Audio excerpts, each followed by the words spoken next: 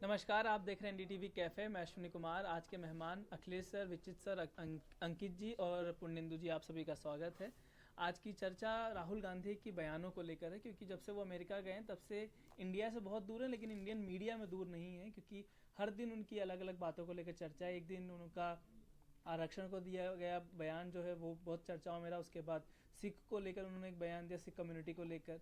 उसके बाद उन्होंने एक दिन चाइना को लेकर बोला, और कल ही उनका जो इल्हान उमर, जो वहाँ की सांसद, उनके साथ फोटो आया।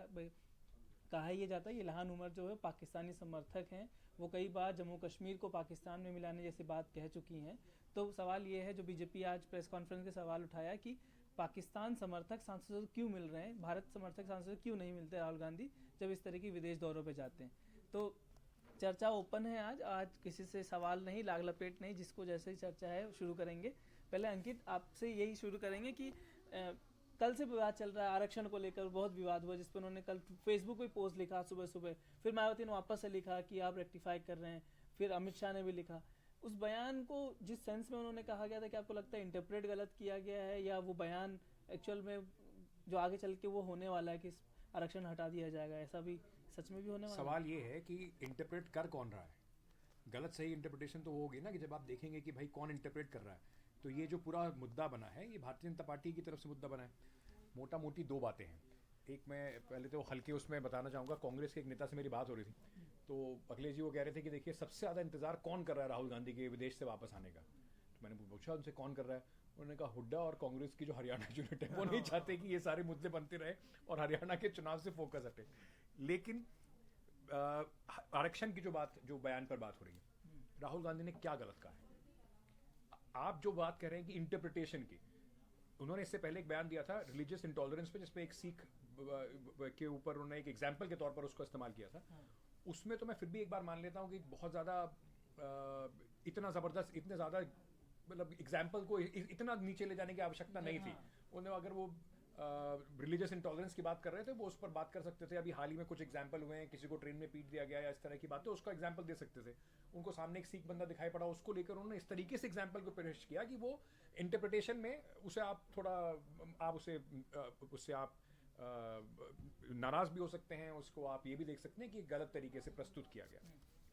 लेकिन आरक्षण वाले बयान पर राहुल गांधी ने क्या गलत कहा? अब उसमें सुधांशु त्रिवेदी जो आज प्रेस कॉन्फ्रेंस कर रहे थे, मैं वहीं गया था, तो कह रहे थे कि फेयर नेशन जो शब्द उन्होंने यूज किया है, स्क्रैप करेंगे जब फेयर नेशन बन जाएगा, अभी नहीं है। हाँ। तो सुधांशु त्रिवेदी का कहना था कि फेयर नेशन ये तब चाहते हैं जब ये अपने वोट बैंक को मजबूत कर लें, और एक ही रंग का झंडा मैंने दिखेगा। आपको वही बात कही, जैसे आपने कहा बिना लाग लपेट के। इंटरप्रिटेशन किसका है? बीजेपी का इंटरप्रिटेशन है, यानी कि पॉलिटिकल इंटरप्रिटेशन है। ऐसा तो है नहीं कि जनता ने खाम इसमें कहना शुरू कर दिया राहुल गांधी कुछ गलत कह रहे हैं। मोटी मोटी उन्होंने ये बात कही, और ये इससे कोई भी असहमत कैसे हो सकता है कि भैया आरक्षण, उन्होंने ये नहीं कहा आरक्षण खत्म कर रहे हैं। उन्होंने कहा कि आरक्षण तब तक जरूरी रहेगा जब तक देश फेयर नहीं होता। फेयर होने का मतलब कि इक्वल नहीं होता। अब उसके आप अंग्रेजी में उसके कई और शब्द भी इस्तेमाल कर सकते हैं उसके लिए, कि वो अगर फेयर की जगह कहते हैं कि देश में जब तक इक्वालिटी नहीं आएगी तब तक आरक्षण चलता रहेगा, उसके बाद आरक्षण हटेगा।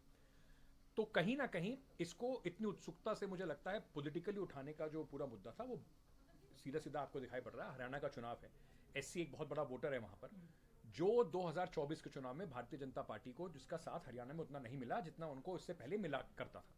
दूसरी बात, आरक्षण एक ऐसा मुद्दा है जिस पर राहुल गांधी और इंडिया अलायंस ने बड़ा एग्रेसिवली बीजेपी को 2024 में काउंटर किया। तो उनको ये लग रहा है कि कहीं ना कहीं ये मुद्दा लोगों के दिल में बैठ गया है। तो अगर राहुल गांधी की इस चर्चा को, ये देखिए बिल्कुल वही वाली बात है कि आप एक बयान का एक छोटा सा एक सेंटेंस निकालें और उसे पलट के आप प्रस्तुत करने की कोशिश करें। तो बिल्कुल सीधा सीधा वही हो रहा है। भाई कौन आदमी इस बात से डिसएग्री करेगा कि देश में जब तक समानता नहीं आ जाती तब तक आरक्षण चाहिए? जब समानता जिस दिन आ जाएगी, जब भी वो कभी देश बनेगा, तो आरक्षण की आवश्यकता आपको नहीं पड़ेगी। लेकिन क्योंकि उसको इस तरीके से पेश किया गया, और कहीं ना कहीं राहुल गांधी को भी लगा कि भाई हरियाणा के चुनाव है, नुकसान हो सकता है, उन्होंने तुरंत इस पे आज क्लैरिफिकेशन भी अपना दिया है। तो जो इंटरप्रिटेशन की बात है, वो सीधी सीधी बात है कि क्या सही कही हुई बात को इंटरप्रेट कर कौन रहा है, ये बहुत जरूरी हो जाता है। ये कल भी जो राहुल गांधी ने आरक्षण पर बयान दिया है वहाँ, उसमें वो कहीं ये नहीं लग रहा, वो एक शब्द बस खाली कि हम आरक्षण खत्म करेंगे इतना उठा लें, आगे और पीछे से दो शब्द हटा करके, ये उस तरह का है। राहुल गांधी ने आरक्षण वाले मुद्दे पर कहीं कोई ऐसा नहीं कहा है जिसमें कोई आपत्ति हो, आपत्तिजनक हो। बिल्कुल वो बिल्कुल वही बात कर रहे हैं। और उन्होंने कल भी ये कहा था कि आरक्षण रहेगा, आरक्षण अभी जाने वाला नहीं है। ये बात उसने कल, राहुल गांधी ने कल भी कही थी। आज चूंकि कल विवाद ज्यादा हो गया, मायावती से लेकर के बीजेपी तक ने हंगामा किया इस पर, सोशल मीडिया से लेकर के बयान तक भी, तो आज उन्होंने सफाई दे दी। यहाँ तक कि मैं इससे आगे ये भी मानता हूँ कि आज एक इल्हान उमर के साथ उनकी तस्वीर को लेकर के और बीजेपी के प्रवक्ता सुधांशु त्रिवेदी जी ने इस पर बाकायदा प्रेस कॉन्फ्रेंस की और फोटो दिखाई। मैं मानता हूं कि उस फोटो में राहुल गांधी के आ जाने से भी वो कोई अपराध नहीं होता। इसलिए नहीं होता कि हम किस बात पे नाराज हैं, हम इस बात पे नाराज हैं कि इल्हान उमर पीओके को लेकर के बोलती है कि वो पाकिस्तान का हिस्सा है, और दूसरी बात है कि वो कश्मीर को पाकिस्तान में मिलाने की, यही आपत्ति है। यही बात तो परवेज मुशर्रफ भी कहते थे, यही बात तो नवाज शरीफ भी कहते हैं। लेकिन उसके साथ क्या बीजेपी के नेता या बीजेपी के लोग जो प्रधानमंत्री बनते हैं गले नहीं मिलते हैं? तो जिनके साथ आपकी वैचारिक असहमति हो उससे भी हाथ मिलाने में मुझे नहीं लगता है कि हाथ मिला लेने या फोटो में एक साथ खड़े हो जाने से कोई देशद्रोही हो जाता है। अगर इस तरह से हम देशद्रोह साबित करने लगें और इस तरह से किसी की साख पर सवाल उठाने लगें तो दिक्कत होगी। लेकिन जो तीसरी बात है, मैं ये कह रहा हूँ कि चीन ने आपकी जमीन कब्जा कर ली, ये भी कोई आपत्तिजनक बात नहीं है। विपक्ष का नेता है तो विपक्ष का नेता ये बात बोलेगा ही कि आपत्ति कि चीन ने जमीन कब्जा कर ली, वो भी कोई सवाल नहीं है। असल चीज उन्होंने जो राहुल गांधी की बचकानी हरकत को दिखाती है वो है सिख वाला सवाल कि आपके टर्बन नहीं पहनने देंगे, आपको कड़ा नहीं पहनने देंगे। ऐसा कभी भी इस देश में 1984 वाली घटना के अलावा कभी नहीं हुआ, और ये काम कांग्रेस पार्टी ने की थी। राहुल गांधी के पिताजी ही प्रधानमंत्री थे और उनके समय में हुआ था, और उस पर उन्होंने कोई अफसोस भी नहीं जाहिर किया था, बल्कि उस पर उन्होंने जो बयान दिया था वो बयान आज भी असंवेदनशील बयान माना जाता है कि जब कोई कांग्रेस माफी मांग चुकी है तो ये बयान आज की तारीख में कहीं से शोभा नहीं दे रहा था। ये राहुल गांधी का हिट विकेट। क्या आपको लगता है अखिलेश जी, आपको ये राहुल का, जिसको अंग्रेजी में कहते हैं कि ये प्रॉब्लम आर्टिकुलेशन का है, कि कहीं ना कहीं वो जिस तरीके से भाषा या अपनी भाषा का इस्तेमाल करते हैं, लॉस्ट इन ट्रांसलेशन वाली बात हो जाती है। वो आपको खास तौर से उनके राजनीतिक विरोधियों को एक मौका देती है कि उसको तोड़ मरोड़ के कैसे भी वो अपना इस्तेमाल कर ले। जैसे कि मैं पहले भी कह रहा था कि जो सिख वाला जो बयान था, as a concept Rahul Gandhi ने गलत नहीं कहा। अगर वो ये बात कह रहे हैं कि ये विचारधारा की लड़ाई है, हम इंक्लूसिव और इंटॉलरेंस के हम इंक्लूसिव हैं और हम इंटॉलरेंस के खिलाफ हैं। वो राजनीतिक फ्रीडम, रिलीजियस फ्रीडम की बात कर रहे थे, लेकिन उसमें आपके सामने क्योंकि एक सिख व्यक्ति बैठा था, आपने उस एग्जाम्पल को इतना नीचे तक ले गए जो लोगों के लिए रिलेटेबल नहीं है। यानी कि कोई भी सरदार भी हमारे देश के अंदर रिलेट नहीं कर पाएगा उसके साथ। इक्का दुक्का इंसिडेंट किसी के साथ, जैसे मैंने कहा कि ट्रेन के अंदर भी एक ऐसा इंसिडेंट हुआ जिसमें एक मुस्लिम व्यक्ति की पिटाई कर दी गई, उसको अगर आप बोलते तो शायद रिलेटेबल होता, लेकिन शायद वो राहुल गांधी की राजनीति में फिलहाल फिट नहीं कर रहा है कि आप मुसलमान का नाम लेने की आपको जरूरत नहीं है, क्योंकि आपको पता है वो वोटर आपका ही है। बाकी जो मुसलमान का नाम लेने से आपको पोलराइजेशन का डर सताता है, और सिख के लिए नहीं होगा। सिख के साथ वो नहीं होता है, लेकिन सिख को कहते समय वो अपनी ही पार्टी का अतीत भूल गए, ये दिक्कत हो गई। जी सर। नहीं, ये दो तीन बातें इसमें हैं। पहली बात तो जो सिख वाली बात आपने कही, बिल्कुल सही बात है कि इस तरह का बयान नहीं देना चाहिए, वो भी तब जब आप विदेशी धरती पर हैं और आप जानते हैं कितना संवेदनशील ये मसला है। अमेरिका कनाडा में खास तौर से जिस तरह की शक्तियाँ वहाँ पर सक्रिय हो रही हैं, भारत विरोधी शक्तियाँ सक्रिय हो रही हैं, उनको ध्यान में रखते हुए इस तरह का बयान जो कि वास्तविकता से परे है। कोई ये नहीं, आपने बिल्कुल सही, कोई ये नहीं कहेगा कि किसी सिख को कड़ा पहनने से या गुरुद्वारा जाने से या पगड़ी पहनने से रोका गया है, ये कोई नहीं कह सकता, कोई भी नहीं कह सकता, क्योंकि ये हुआ ही नहीं है, ऐसा ये फैक्चुअली इनकरेक्ट है। ये बात तो वो लोग कहते हैं जो भारत विरोधी हैं, जो वहाँ पर बैठ के इस तरह का आंदोलन चला रहे हैं। और पन्नू ने राहुल गांधी के बयान का समर्थन किया है, बाकायदा एक पत्र लिखकर। उसको तो मौका मिलता है ना, उसका तो एजेंडा बनाने का मौका मिलता है। की बात है कि खालिस्तानी पूरा मूवमेंट जिसने इंदिरा गांधी हमेशा निशाने पर रही, आज उनके जो पोते हैं उसकी बात का समर्थन कर रहे हैं। देखिए ये आप ये समझिए कि आपके आर्टिकुलेशन में कितनी दिक्कत है। जो आपके ध्रुव विरोधी रहे हैं, जो देश के विरोधी रहे हैं, वो भी आपकी बात का समर्थन कर पा रहे हैं। तो मेरा वही है कि राहुल गांधी की आर्टिकुलेशन में प्रॉब्लम है, आइडिया जो था उसमें प्रॉब्लम नहीं है।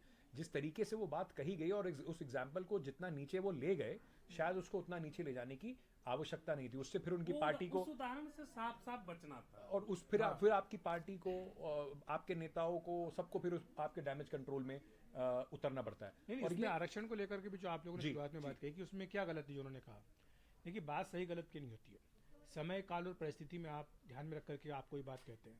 राहुल गांधी अब वो पुरानी स्थिति में नहीं है, राहुल गांधी अब नेता प्रतिपक्ष है, जिसको कि अगर आप ब्रिटिश सिस्टम से देखें तो वो शेडो प्राइम मिनिस्टर है, यानी प्राइम मिनिस्टर जो आप शेडो कैबिनेट बनाएंगे तो उसको लीड कर रहे हैं वो। तो उसमें राहुल गांधी का ये कहना आरक्षण को लेकर, वो भी तब जबकि आपने पूरी पृष्ठभूमि रखी किस तरह से 2024 के लोकसभा चुनाव में यह आरोप लगाया कि बीजेपी 400 सीट लाना चाहती है क्योंकि संविधान बदलना चाहती है, संविधान बदल करके आरक्षण खत्म करना चाहती है। यहाँ तक विपक्षी ओर से आरोप लगाया गया। बीजेपी के नेता कहते कहते थक गए कि हम आरक्षण खत्म नहीं होने देंगे, आरक्षण के साथ कोई छेड़छाड़ नहीं होगी, संविधान के साथ कोई छेड़छाड़ नहीं होगी, लेकिन वो नुकसान जहाँ होना था वो हो गया। अब राहुल गांधी उसी मुकाम पर पहुंच गए, उसी पड़ाव पर खड़े जहाँ पर कि आज से 4 महीने पहले बीजेपी थी।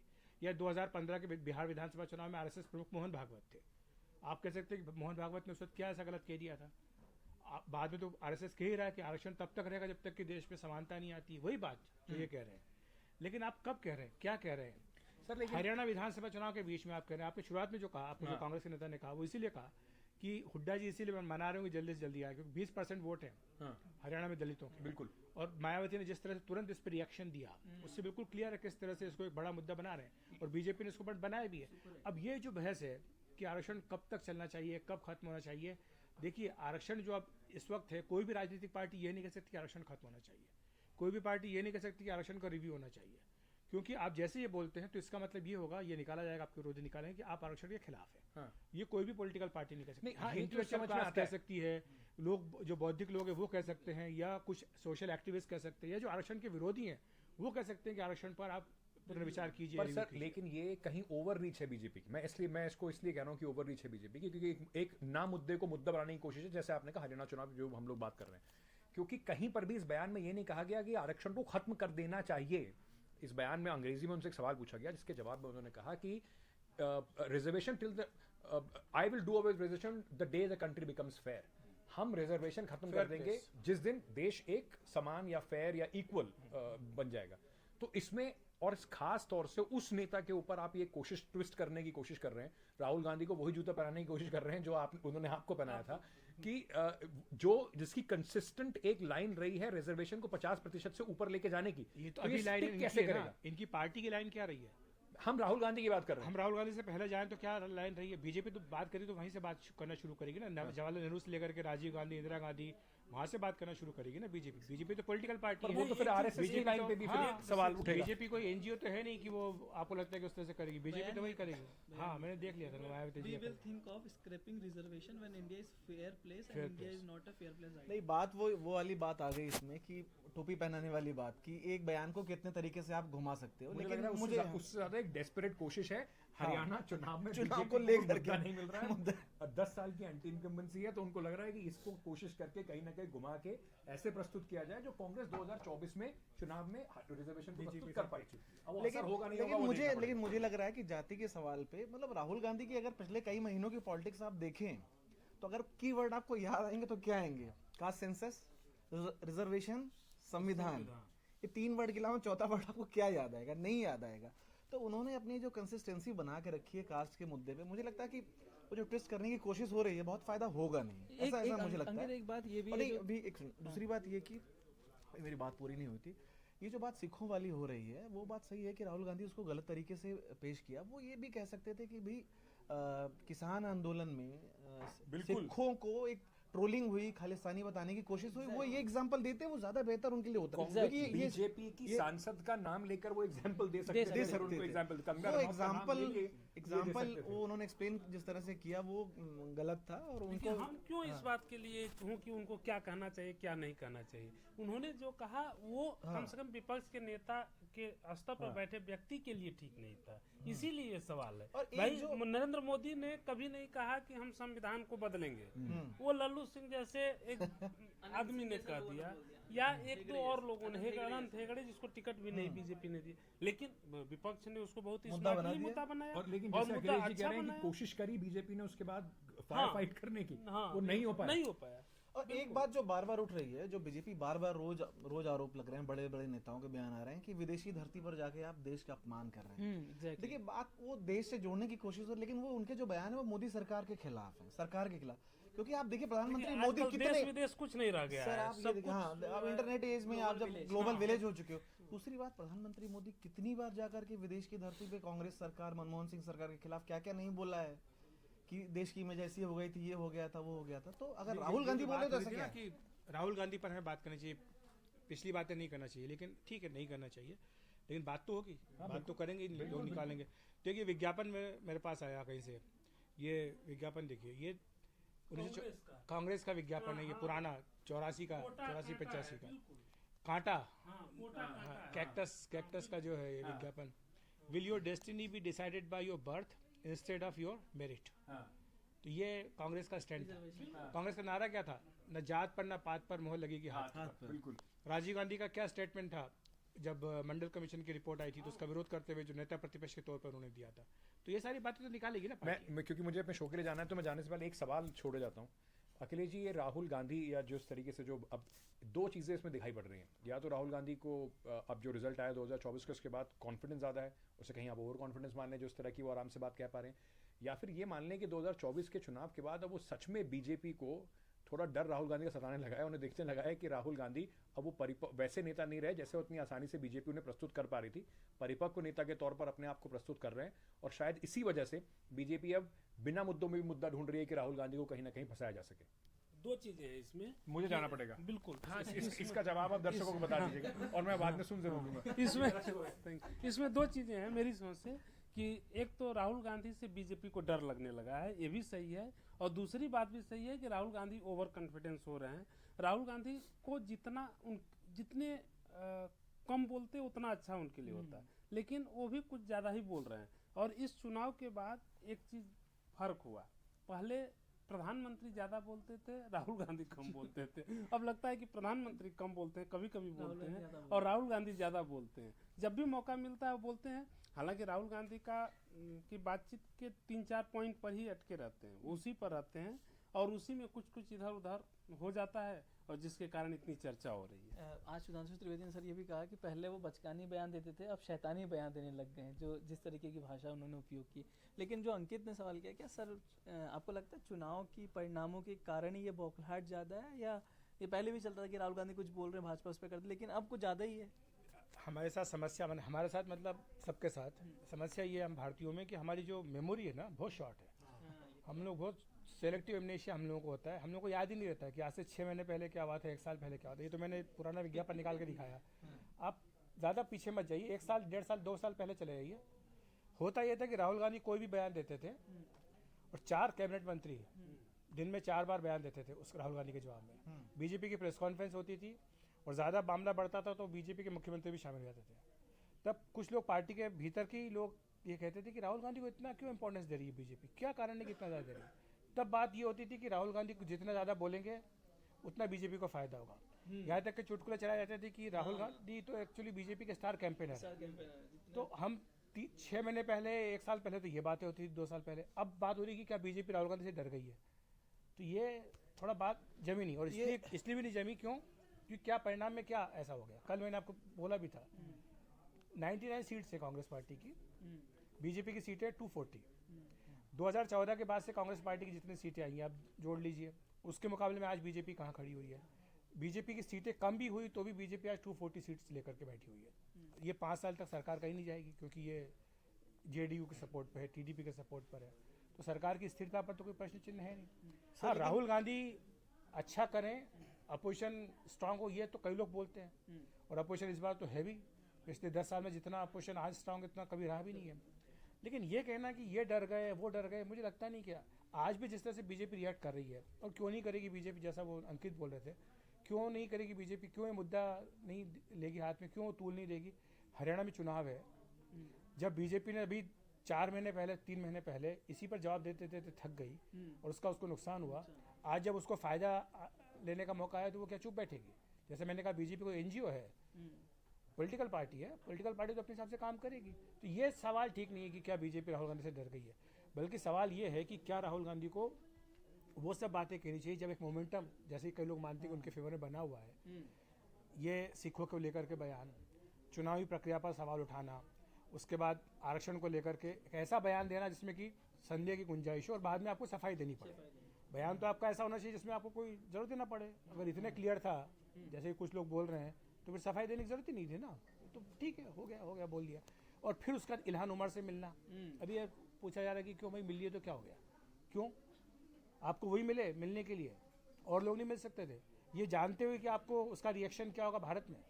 एक जो घोषित तौर पर भारत विरोधी सांसद है, उससे आप जाकर के मिल रहे हैं। वो सांसद जो पाकिस्तान के बुलावे पर जाकर के पीओके में जाती है, वो सांसद जो सिर्फ पाकिस्तान या कश्मीर रिलेटेड उसका इशू नहीं है, इंडिया पैसिफिक को लेकर के भी उसका इशू है। उसको हर चीज़ में भारत अमेरिका की दोस्ती हो तो उससे उसको प्रॉब्लम है। तो घोषित तौर पर अगर कोई ऐसी सांसद है तो उससे आप क्यों मिल रहे हैं, ये भी तो प्रश्न उठता है ना। तो ये आप मौका दे रहे हैं, ये मौका नहीं मिलना तो चाहिए। आप ये बात कर रहे थे कि कांग्रेस के परफॉर्मेंस में ऐसा क्या है, मतलब 52 से 19 आने आ गया ना, ये है, मुझे ऐसा लगता है। मैं ठीक है, उस तरह का तो नहीं है कि भाई कोई बहुमत आ गया है, लेकिन आप देखिए ना 14-19 में कांग्रेस का परफॉर्मेंस बहुत खराब था, खासकर अगेंस्ट द बीजेपी। उसका परफॉर्मेंस बहुत, कांग्रेस को सीटें कहाँ से आ रही थी, तमिलनाडु से आ रही थी, केरल से आ रही थी, पंजाब से आ रही थी। ये ऐसे राज्य हैं जहाँ बीजेपी का कोई बहुत अस्तित्व नहीं है। लेकिन जो 24 का चुनाव, वहाँ चीज़ें बदली है। कांग्रेस को यूपी से सीटें आई हैं, कांग्रेस को राजस्थान से सीटें आई हैं, कांग्रेस को महाराष्ट्र से सीटें आई हैं। तो चीज़ें कांग्रेस की फेवर में हुई हैं और उन्होंने बीजेपी के अगेंस्ट भी सीटें निकाली हैं। हरियाणा से सीटें आई हैं। आप जो हम बात कर रहे हैं कि हरियाणा में कांग्रेस फ्रंट फुट पे है, कांग्रेस के जीतने की चांस बीजेपी से ज़्यादा है, वो इसीलिए क्योंकि लोकसभा का प्रदर्शन ऐसा है। और राहुल गांधी की जो परिपक्वता है वो भारत जोड़ो यात्रा के बाद बदली है। वो बदलाव साफ उनकी बॉडी लैंग्वेज, उनके बोलने के तरीके में दिखता है। जो उनके goof ऑफ पहले होते थे, बहुत ज़्यादा होते थे, आप देखिए ना, बोलते थे फिर कुछ ना कुछ निकल जाता था, फिर बीजेपी उसको बहुत मुद्दा बनाती थी। वो मौके अब मिलना कम हो गए हैं। ये जो उनका जो बयान है, वो एक तरह से वो उन्होंने ऐसी कोई अजीब बात भी नहीं कही थी आरक्षण के मुद्दे पे, लेकिन ठीक है, पॉलिटिक्स में तो ये होता ही है कि भाई मोहन भागवत ने भी बोला था, एक रिवीजन की बात की थी। अब उसको चूंकि वो जोड़ लिया था कि आरक्षण हटाना चाहते हैं, 400 सीट आएगी तो हम संविधान बदलेंगे। संविधान बदलना एक पॉजिटिव सेंस भी हो सकता है, उसका अर्थ ये भी तो निकल सकता था, लेकिन विपक्ष तो अपने तरीके से काम करता है कि आरक्षण खत्म करने के लिए, उसने असर भी हुआ। लेकिन मुझे महसूस होता है कि भारत जोड़ो यात्रा के बाद राहुल के अंदर बदलाव आया है। और जो 52 से 99 जाना है, सिर्फ ये 40-50 सीटों का मामला नहीं है। डायरेक्शन अपवर्ड्स है, बीजेपी का डायरेक्शन डाउनवर्ड्स है। वो नीचे आ रहे हैं, ये ऊपर जा रहे हैं, और माहौल भी कई राज्यों में बदला है। अब ये पार्टी के अंदर भी ज़्यादा पॉजिटिविटी आती है, बयानों में भी आ रहे हैं। और ये जो विचित सर कह रहे थे कि ओवर कॉन्फिडेंस भी दिख रहा है। जैसे आज मल्लिकार्जुन खड़गे का ही एक बयान है, आपसे डिस्कस भी हो रहा था। उन्होंने अनंतनाग में एक रैली में बोला कि हमारी 20 सीटें और आती तो ये लोग जेल में होते, मतलब बीजेपी के लिए वो बोल रहे थे। तो इस तरह का मतलब एक विंडिक्टिव पॉलिटिक्स की बात होगी, इस पर भी सवाल उठेंगे। अब वो भी एक बड़ी खबर बनी। तो बोलते बोलते जो एक स्लिप ऑफ टंग है, ये भी एक सवाल जो बीजेपी की तरफ से भी मैं उस पर चाहता हूँ थोड़ा, उस पर उन्होंने कहा कि जो जेकेएनसी है, जो सहयोगी कांग्रेस की, वो कहती है कि जिन 70 को स्क्रैप कर देंगे, हटा देंगे, तो चुका है, वापस लिया है, वो कह रहे हैं कि वापस ले आएंगे, रिस्टोर करेंगे। अब सवाल ये है कि बीजेपी कह रही है अगर वो रिस्टोर करेंगे, यानी कि SC/ST जो रिजर्वेशन है, जो वाल्मीकि समाज है, सबका रिजर्वेशन खत्म हो जाएगा। तो क्या जो कांग्रेस सबको रिजर्वेशन दिलाने की बात कर रही है, जाति जनगणना की बात कर रही है, वहाँ राज्य में कैसे सपोर्ट कर रही है कि वहाँ वो बात कर रहे हैं कि जाति जन अगर हट गया, वो वापस आ गया तो आरक्षण खत्म हो जाएगा, तो क्या समर्थन कर रही है कांग्रेस उसका? कांग्रेस ने अनुच्छेद 370 को खत्म पुनः लागू करने की बात नहीं कही है, जेकेएनसी ने, क्योंकि गठबंधन है ना, हाँ, इसलिए उसने कहा है। और ये सवाल फारूक अब्दुल्ला से पूछा गया था, तो फारूक अब्दुल्ला ने जवाब भी दिया था कि कांग्रेस को देश की राजनीति करनी है, इसलिए उनका स्टैंड अलग है, हमारा स्टैंड अलग है। तो हमें ये लगता है कि दोनों लोग मिल करके गोल गोल खेल रहे हैं। मूलतः हमें लगता है कि अब अनुच्छेद 370 की वापसी बीजेपी रहे चाहे न रहे सत्ता में, वो होती हुई दिख नहीं रही। दूसरी बात कि राजनीति में ऐसा नहीं है कि राहुल गांधी कोई मतलब क्या कहें कि एकदम धर्मराज युधिष्ठिर हैं कि हर चीज़ में यही करेंगे कि जो कहेंगे वो सत्य ही कहेंगे, सत्य के सिवा कुछ नहीं कहेंगे। वो भी अपने हिसाब से मैनिपुलेट करते हैं। उत्तर प्रदेश में अगर बलात्कार की घटना होती है तो उस पर राहुल गांधी जिस तरह आक्रामक होते हैं, बंगाल पर जब सवाल पूछा जाता है तो वो कन्नी काट जाते हैं कि ये हम इस मुद्दे पर बात करने के लिए यहाँ नहीं आए। तो उसी तरह से अनुच्छेद 370 का भी मामला है। राहुल गांधी अपने जिसके साथ हाथ मिलाएं उसे तो नहीं कहेंगे ना कि नहीं तुम भी अनुच्छेद 370 पर मत बात करो, उसको स्वतंत्र छोड़ें। इनकी अपनी है कि पूर्ण राज्य का दर्जा हम दिलाएंगे, कांग्रेस का ये है। तो वो तो उन्होंने बात कही है, वो बात तो बीजेपी भी कह रही है कि बिल्कुल बीजेपी भी कर रही है, लेकिन 370 मुझे लगता नहीं मुद्दा कहीं बचा है। वो तो सिर्फ जो रीजनल पार्टी है उन्हीं के लिए मुद्दा है। तो उनके लिए भी एक मुद्दा भर है कई चीजें होती हैं जो वो भी मुद्दा जानते होती हैं कि ये वापस नहीं आएगा। वापस नहीं है। तो वो मुश्किल है। और जो आज खड़गे जी ने भी गारंटी की बात की, अगर हमारी सरकार बनती है तो जो गारंटी उन्होंने बोली है उसमें कहीं 370 की बात कहीं नहीं है। तो ये तो मुद्दा एक तरह से कांग्रेस पार्टी के लिए वहाँ पर ख़त्म है, ये कोई मुद्दा वहाँ पर नहीं आने वाला। लेकिन जो बात हो रही थी आपकी राहुल गांधी को लेकर के ही, मुझे लगता है कि लब्बो लुआ पूरे बहस का यही है। इस बात से कोई इनकार नहीं कर रहा है कि कांग्रेस का प्रदर्शन सुधरा, क्योंकि तो आंकड़े दिख रहे हैं। लेकिन 10 साल सत्ता में रहने के बावजूद भी बीजेपी ने तीसरी बार वापसी की है, ठीक है ना। ये इतिहास में दूसरी बार ऐसा हुआ कि वापसी की है। 2029 तक तो है। और अभी तो मोदी जी वहाँ गए थे बॉम्बे में, मुंबई में एक उनकी मीटिंग थी या किसी में, उन्होंने बोला कि वो तो 29 में भी वापस आएंगे। तो ये तो बीजेपी को विश्वास अभी भी है। अच्छा, होता है कि अपने देश में कि इतने लंबे समय तक आप जब सत्ता में रहते हैं तो एक फेटिक फैक्टर आने लगता है, लोग थोड़ा सा ऊबने लगते हैं।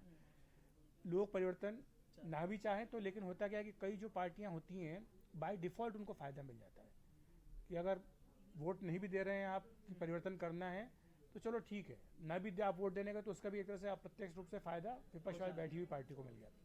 लेकिन 10 साल बीजेपी सत्ता में रही है, 24 तक 14 से 24 तक, उसके बावजूद भी अगर बीजेपी 240 सीटें लेकर के आ रही है तो ये कहना कि कांग्रेस पार्टी की सफलता इसमें है, और अगर पार्टी ये सफलता है कि हमने उनको 303 से नीचे हम 240 पे लिया है, तो मुझे लगता है कि इसमें बहुत गंभीर रूप से कहीं प्रॉब्लम है। नहीं, ये इसमें प्रॉब्लम सर क्योंकि एक आप सत्ता में आने के लिए चुनाव लड़ते हैं, विपक्ष में रहने के लिए चुनाव नहीं लड़ते हैं। एक चीज सर ये भी है कि जो रिजल्ट आने के दिन की बात नहीं कर रहे हैं, जब चुनाव की घोषणा हुई और सारे दल चुनावी मैदान में गए, उस समय कांग्रेस का जो चुनाव लड़ने का तरीका था उससे नहीं लग रहा था कि कांग्रेस 99 सीट भी पाएगी। और बीजेपी का जिस तरह से शोर था या अति आत्मविश्वास था, उसमें लग रहा था कि प्रधानमंत्री जी ने 400 पार तो सहयोगियों को जोड़ के कहा है, लेकिन बीजेपी ही अपने पर लाएगी। दोनों इस स्तर पे थे। लेकिन चुनाव के जब नतीजे आए तब कांग्रेस 99 सीट पर आई और बीजेपी 370 के लक्ष्य से 240 पर आ गई और 303 से 240 पर आ गई।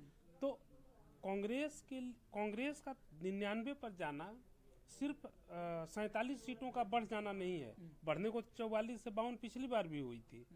दो ही पार्टियां सीटों के मामले में बढ़ी थी, देखा जाए तो एक हम इसकी चर्चा नहीं करेंगे, ये मायावती की पार्टी की, उनको भी 10 सीटें मिल गई थी गठबंधन में, लेकिन कांग्रेस 44 से 52 हो गई और बीजेपी 282 से 303 हो गई।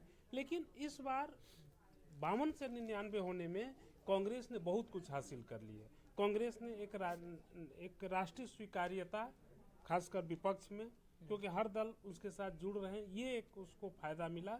दूसरा सबसे बड़ा फायदा मिला कि उसको विपक्ष के नेता का दर्जा मिल गया। राहुल गांधी ने 10 साल तक वो कांग्रेस के नेता नहीं रहे संसद में, लेकिन अब विपक्ष के नेता को जानते हैं कि उसकी हैसियत क्या है, शैडो प्राइम मिनिस्टर वाली बात है। तो कांग्रेस को फायदा इसका हुआ है और इसीलिए कांग्रेस ऐसा लगता है कि कांग्रेस कभी कभी अति आत्मविश्वास, ओवर कॉन्फिडेंस में दिखाई देती है, वो उसके लिए घातक हो सकता है। सर, इसमें सफलता वाली बात सिर्फ नंबर की नहीं है। आप देखिए ना कि इस चुनाव के बाद भाई एनडीए तो अभी भी पूर्ण बहुमत ही आए, चुनाव प्री पोल अलायंस जो था वो पूर्ण बहुमत का है, उसमें तो कोई इफ्ट है नहीं। लेकिन आप सरकार की पॉलिटिक्स में, जो खासकर मोदी स्टाइल पॉलिटिक्स में आपको फर्क देखने को मिल रहा है। लेटरल एंट्री वाले सवाल पे नोटिफिकेशन जारी होने के बाद फिर एक उस पे वो उसको ड्रॉप करना और फिर आरक्षण की बात करना, वक्फ बोर्ड बिल को उसको भेज देना पुनर्विचार के लिए, ऐसी बहुत सारी चीजें जो शायद पहले नहीं होती। तो वो बदलाव वही मेमोरी वाली बात आ जाती ना, क्यों नहीं हुई? कृषि कानून जिन पे बिना चर्चा के पारित हो गए थे, क्या वापस नहीं हुए? सर वो 2 साल भूमि अधिग्रहण बिल जो था, क्या सरकार ने उसको वापस नहीं लिया? वो तो और ज्यादा बड़े बड़े सुधारवादी कदम थे। लेटरल एंट्री क्या था? यही हुआ ना कि उसमें आपने 45 पद एक साथ कर दिए, इसलिए हल्ला ज्यादा हो गया। माना लेटरल एंट्री तो हो ही रही है, आगे भी होती रहेगी, एक 2 करके तो होती रहेगी। ये जरूर कोशिश सरकार अब करेगी, अब जो भी होगी उसमें आरक्षण लाए। लेकिन चीजें पहले भी इसी तरह से होती थी। वही मैंने कहा कि अपने को कई चीजें याद होती नहीं है, हम लोग उनको याद दिलाना चाहिए। हम अपने भूमि मैं ये कहूंगा सर, किसान वाला जो बिल है वो एक बहुत बड़ा आंदोलन था, बहुत सारे लोग उसमें मतलब उनकी डेथ हुई। इस वजह से सरकार को बैकफुट आना, वरना इतने साल तक वो, अगर वो इतने आसानी से बैकफुट पे नहीं आए थे, 2 साल बाद आए थे, तो दूसरे किसी बिल से और किसान बिल को जोड़ना मुझे थोड़ा मतलब वो पूरे एक साल के बाद ही नवंबर 2020 में शुरू हुआ था, नवंबर 2021 कहने का मतलब में। ये कि सरकार ने एक इससे साल- पहले भी कदम पीछे खींचे हाँ, हैं। खींचे हैं। इससे पहले भी कई सारे बिल है जो सेलेक्ट कमेटी को गए हैं, जेपीसी को गए हैं। हमें हर चीज़ को कॉन्टेक्स्ट में देखना चाहिए। पहले भी कई, कम से कम 5 ऐसे बड़े बिल हैं जो कि जेपीसी में गए हैं, और ये बिल भी अब जेपीसी में गया है। ये ज़रूर है कि जो कुछ सहयोगी पार्टियां टीडीपी हैं, जेडीयू, वो चाहती थी कि इस पर ज़्यादा डिस्कशन हो, लेकिन जेपीसी में गया चला जाए। लेकिन जेपीसी आप जानते हैं कि जो रिकमेंडेशन देगी इस वक्फ को लेकर के भी, उस पर कुछ सरकार मान सकती है, कुछ सरकार नहीं मानेगी, कुछ लेकिन सिफारिश, ये तो तो उसके होता हिसाब से तय है करें। सर, ये तो होता ही है कि किसी के पास पूर्ण बहुमत, यही बीजेपी 303 की जो भाव भंगिमा होगी और 240 की है, उसका फर्क तो साफ दिखता है। अभी तो आपको पूरी तरह से सहयोगियों पर रहना ही पड़ेगा। कंटिन्यूटी का मैसेज सरकार देना चाहती है। अब उसमें आप जो मतलब निकालना चाहें वो निकाल लीजिए, लेकिन ये ज़रूर है कि जो 3-4 घटनाक्रम पिछले कुछ दिनों में हुए, पहले 100 दिन की अगर आप बात करें उसमें जो कुछ हुए हैं, तो उसको लेकर के मतलब लोग यही निकाल रहे पता हैं। नहीं, लेकिन मुझे नहीं समझ आता कि सरकार तो- बीजेपी ये क्यों नहीं बोलती है। बीजेपी को भी बोलना चाहिए कि भाई लेटरल एंट्री कोई हम पहली बार नहीं कर रहे हैं, ये इंदिरा गांधी भी करती थी, राजीव गांधी कर रहे हैं, जवाहरलाल नेहरू के समय में भी होती थी, उसमें कोई बुराई नहीं है। लेकिन अब चूंकि विरोध, वही बात है यादाश्त वाली बात की, जब 6 महीने की नहीं याद याददाश्त वाला रहती। पॉइंट तो मेरा, मैं तो आगे भी बोलता रहूंगा इस बात को। ये बात सब पे लागू होती है, जब हाँ, जिसकी भी सब पे। सरकार हो, चाहे हाँ, कांग्रेस की हो चाहे बिल्कुल। बीजेपी की हो, हाँ। याद नहीं रहता लोगों को। होता है कि जब विपक्ष में रहती पार्टियां, बीजेपी विपक्ष में थी, उसकी सोच कुछ और हाँ, थी। एक के जब बदले सत्ता में 10 आती सीट। है तो हाँ, जब सत्ता में आती है तो बीजेपी की भी सोच बदल जाती है। सत्ता के हिसाब से ही सोच जो परिभाषित होती तो है। इसमें बीजेपी की परिभाषा एक बहुत अच्छी दी थी कांग्रेस को जोड़ करके, और अरुण शौरी ने, कि BJP equal to Congress plus cow. बस इतना ही उन्होंने। चलिए, हो गया काफी आज। तो आज की चर्चा में बस इतना ही। प्रिय दर्शकों, आपसे एक गुजारिश है कि इस वीडियो को शेयर करें, साझा करें दोस्तों परिवारों, सोशल मीडिया पर शेयर और लाइक करें कीजिए। और लाइक कीजिए वीडियो को, ताकि कमेंट भी करिए, ताकि हमें पता चल सके क्या फीडबैक हमारे लिए हैं, और जो भी विषय आप चाहते हैं हम उन विषयों पर अगर डिस्कशन करें तो आप प्लीज़ उसमें लिख के बताइए। हम अगले दिन जो होने वाला डिस्कशन, वो कोशिश करेंगे कि उसी विषय पे करें। तो आज की चर्चा में बस इतना ही। कल मिलते हैं किसी और विषय के साथ, तब तक के लिए धन्यवाद।